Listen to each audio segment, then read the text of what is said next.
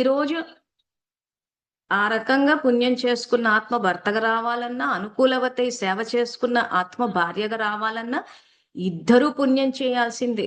So పుణ్యం కొద్ది పురుషుడు అంటే మనం ఎంత పుణ్యం చేసుకుంటే మన పుణ్యం ఎవరితోటైతే ఏ ఆత్మతోటైతే మ్యాచ్ అవుతుందో వాళ్ళు వస్తారు కుటుంబ సభ్యులు.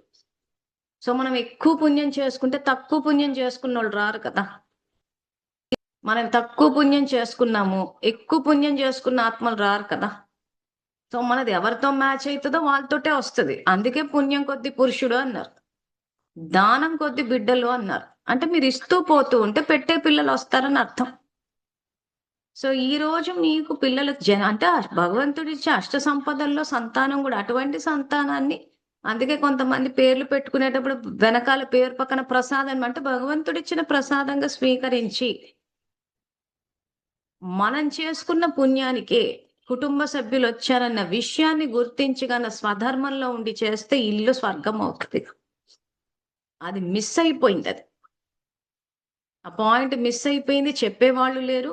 ఈ రోజు పిల్లల్ని తిట్టొద్దు చెయ్యొద్దని ఏ తల్లిదండ్రుల కన్నా చెప్తే ఏదో ఆ టైంలో ఫస్ట్ ఆఫ్ ఆల్ కోపాలు వచ్చేస్తున్నాయి.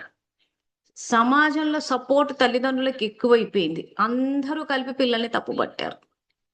ఇంక అప్పుడు ఇప్పుడు ఇందాక తను చెప్పినట్టు పిల్లల్ని తిట్టేశాను అంటే పిల్లలు తిరిగి తిట్టరు. ఎందుకంటే నిస్సహాయాలు, వయసులో చిన్నవాళ్ళు, తల్లిదండ్రుల మీద ఆధారపడున్నారు. సో ఇలాంటి మాలాంటి వాళ్ళు చెప్పినప్పుడు విఐపి కేటగిరీలు ఉంటారు కదా, వాళ్ళు ఏం చేస్తారంటే ఎంతైనా అమ్మ అమ్మే కదండి అని మేము అదే చెప్తున్నాము.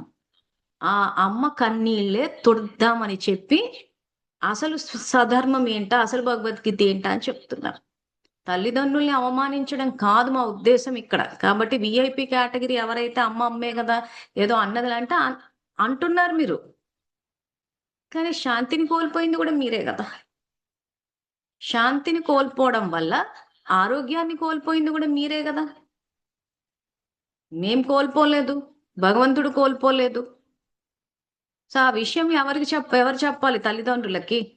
పిల్లలు చెప్పలేరు. పిల్లలు హర్ట్ అయిపోతున్నారు, భయపడిపోతున్నారు, సైలెంట్ అయిపోతున్నారు. సో తల్లిదండ్రులు ఏ రకంగా ఎవరైనా ఏదైనా అంటే భయపెట్టినప్పుడు, అవమానించినప్పుడు ఏ రకంగా హర్ట్ అవుతారో పిల్లలు కూడా అవుతారు. కానీ పిల్లలు ఏం చేస్తారు? చెప్పలేరు కాబట్టి ఇంకా అవి మనసులో పెట్టుకొని కూర్చుంటారు. ఆ భయము, ఆ హర్ట్ ఏదైతే ఉంటుందో అవి అలా ఉండిపోతాయి కాబట్టి మాట్లాడడానికి ఇష్టపడరు.